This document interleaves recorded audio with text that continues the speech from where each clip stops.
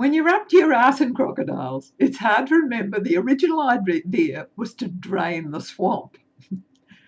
Hello again. It's Janie Walker from Grandma's Rules, and it's a great day. But sometimes it's not such a great day.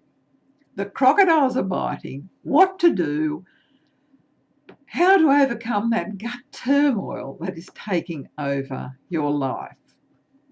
The kids are cranky, wife or husband have a lot of pressure at work, the computer's blowing up, the telephone is just about to be disconnected because you just haven't had time to get round to paying that bill.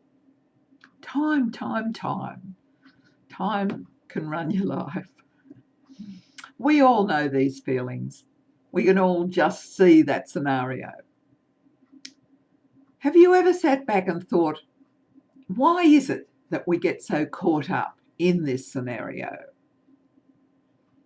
One of the things that I have learned in my long life is that the worst rarely happens. We worry about it, we think about it, we lose sleep worrying about it at night, but the worst rarely happens. If you could just take a deep breath at this time and realise that this too will pass, things would move on quicker, I think, because in a month or two, sometimes a little bit longer, the crisis is over and life is back to normal. When David and I were fairly newly married, broke to the world, we had a rough little farming block. We had 2,000 acres of share farming. We lived 60 miles from our nearest town. We hired our first tractor driver. He was young, 15, a neighbouring workman's son. He came in to fuel up on our big John Deere tractor.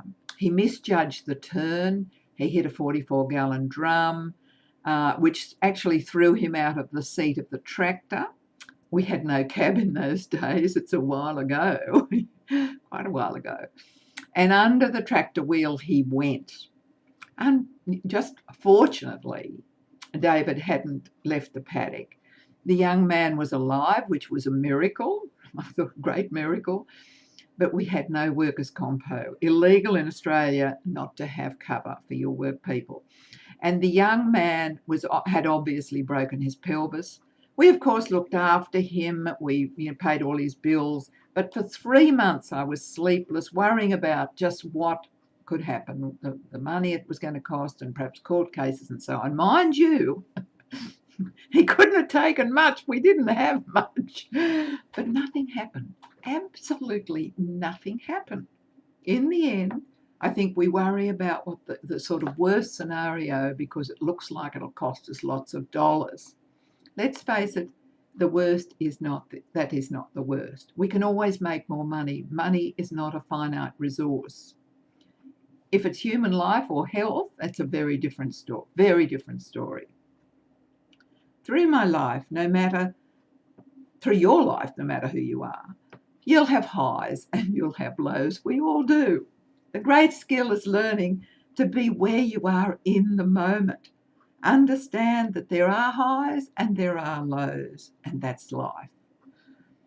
In the end, my motto became, will this matter in 12 months' time? If it doesn't matter in 12 months, it doesn't matter now. But if it does matter in 12 months, then it's time to do something about it. Let's fix it.